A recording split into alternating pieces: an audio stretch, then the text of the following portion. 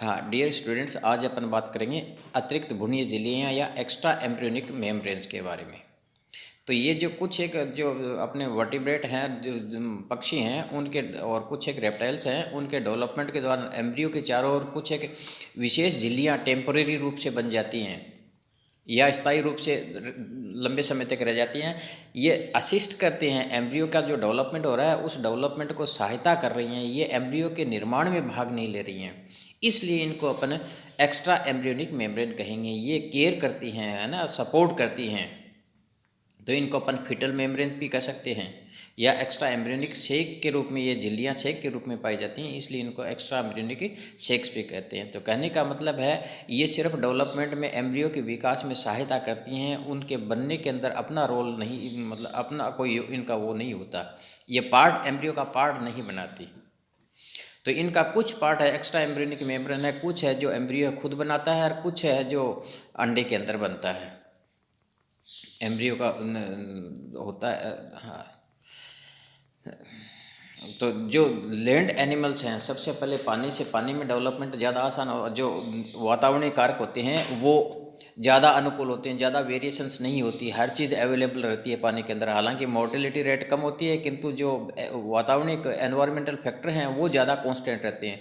तो सबसे पहले जो धरती के ऊपर एनिमल आया, उसके अंदर डेवलपमेंट को रेगुलेट करने के लिए या डेवलपमेंट में सहायता के लिए इनके अंदर कुछ एक विशेष झिल्लियाँ बन जाती हैं, जिनको अपन ये एक्स्ट्रा एम्ब्रियोनिक मेम्ब्रेन कहेंगे। जब एम्ब्रियो पूरा डेवलप हो जाएगा, ये झिल्लियाँ हट जाती हैं।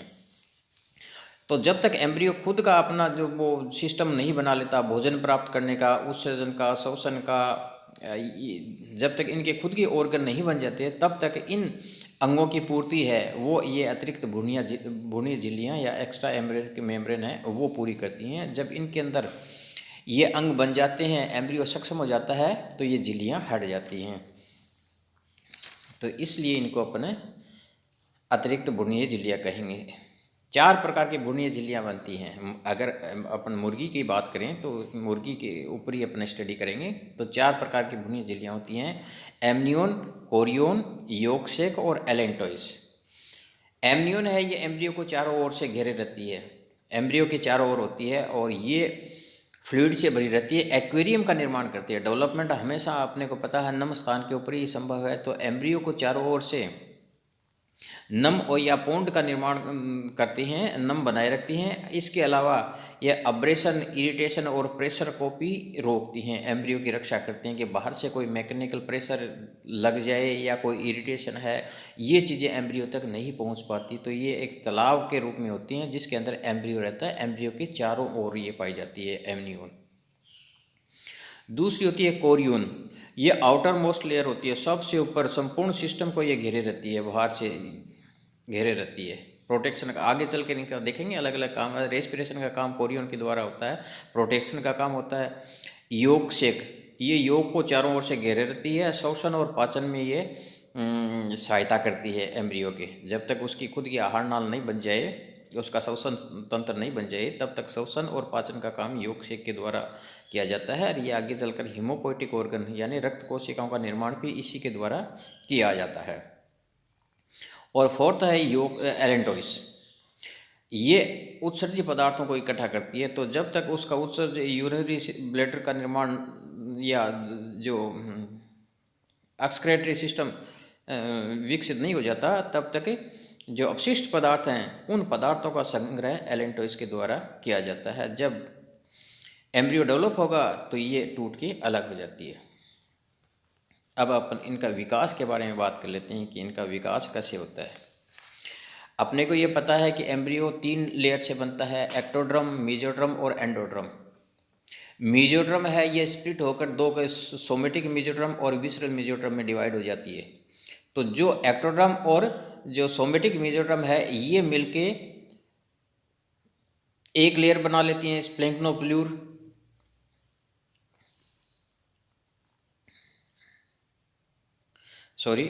उपरोक्त चारों तरह की भ्रूणीय झिल्लियों के निर्माण में 2 ही जनन स्तर भाग लेते हैं। एमनियोन और कोरियोन का विकास एक्टोड्रम और सोमेटिक लेयर, जो मेसोड्रम की सोमेटिक लेयर होती है, उससे होता है। इन दोनों को मिला के अपने स्प्लैंक्नोप्ल्यूर कहेंगे। और जो एंडोड्रम है और विसरल मेसोडर्म है, इनको मिला के अपने स्प्लैंक्नोप्ल्यूर कहेंगे। तो जो सोमेटोप्ल्यूर है, एमनियोन और कोरियोन का निर्माण हमेशा सोमेटोप्ल्यूर से होता है, और जो योगसेक और एलेंटोइस है, इनका निर्माण हमेशा स्प्लैंक्नोप्ल्यूर से होता है। तो मेसोडर्म दोनों के अंदर पाई जाती है।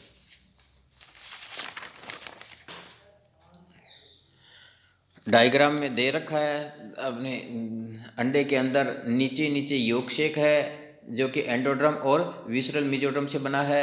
एलेंटोइस साइड में अभी इस डायग्राम में निकली नहीं है, प्रारंभिक अवस्था है, ये लेट तीसरे दिन निकलती है एलेंटोइस।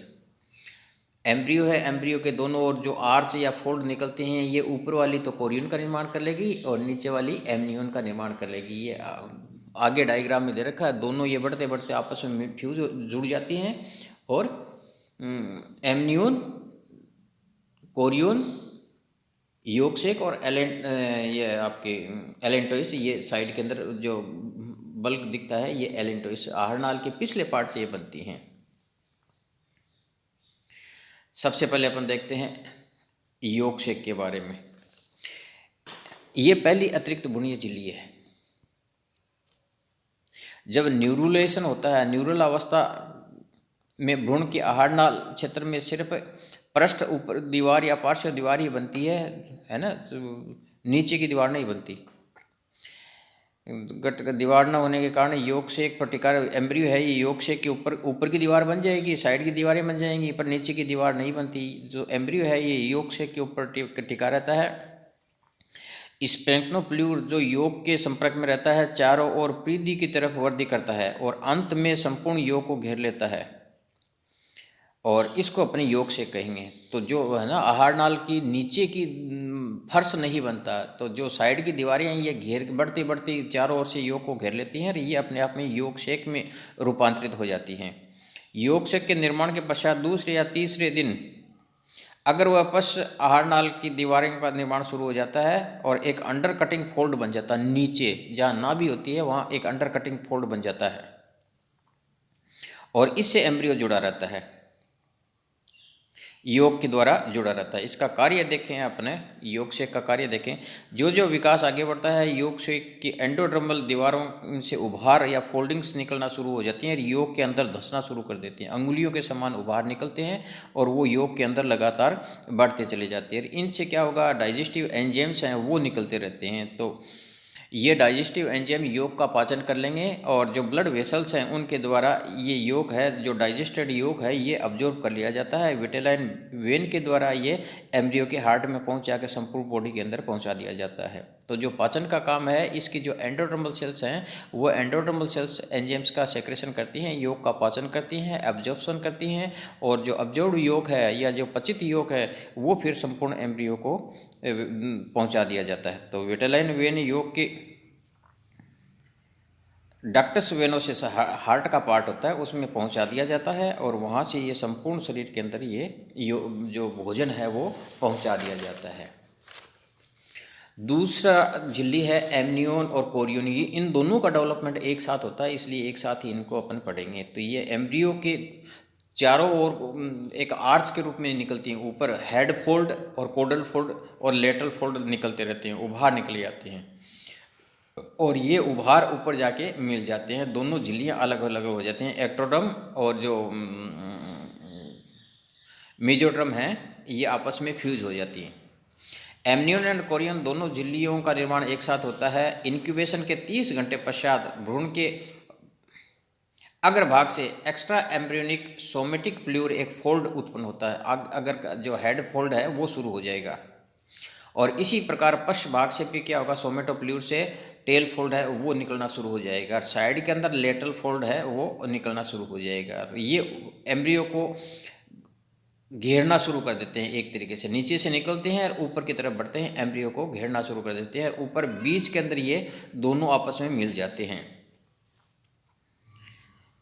डायग्राम में दिखा रखा है अपने को कि ये दोनों हैं, ये आपस में ऊपर जाके मिल जाते हैं। ऊपर की झिल्ली है जो आउटर मोस्ट है वो कोरियन के अंदर बदल जाती है और जो नीचे वाली है ये जो एम्ब्रियो को घेरे रहती है ये एमनियोन के अंदर बदल जाती है और इस प्रकार से कोरियन और एमनियोन है वो बन जाती हैं। अगर इनका फंक्शन अपन देखें, एमनियन और कोरियन का फंक्शन देखें, तो ये जो एमनियन है ये एक्वेरियम का काम करती है, चारों ओर से भ्रूण को घेरे रहती है, इसके अंदर लिक्विड भरा रहता है, एमनियोटिक फ्लूइड भरा रहता है, और ये एम्ब्रियो को सूखने से बचाती हैं, साल्टी कंटेंट होते हैं।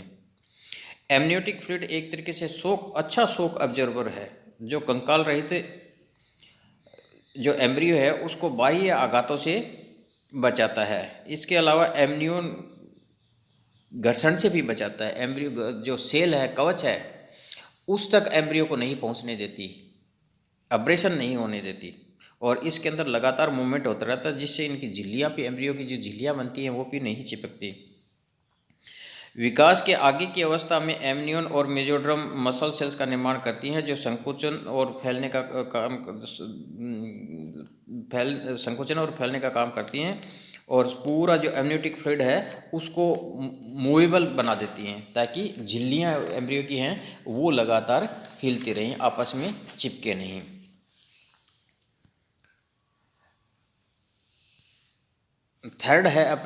फोर्थ है एलेंटोइस।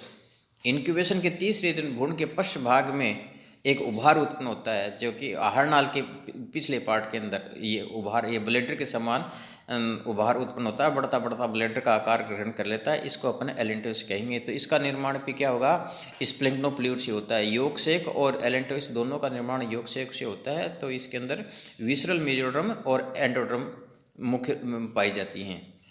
इसका विकास बड़ी तीव्रता से होता है तथा जल्दी ही ये एक्स्ट्रा एम्ब्रियोनिक सिलोम स्पेस में फैल जाता है। तो दोनों तरफ अगर मेसोडर्म है तो अपन सिलोम कहेंगे। तो ये बीच में जो अपने योगशेक और जो कोरियन है और जो एमनियन और कोरियन है, उनके बीच का जो स्पेस है उस स्पेस में ये फैल जाता है।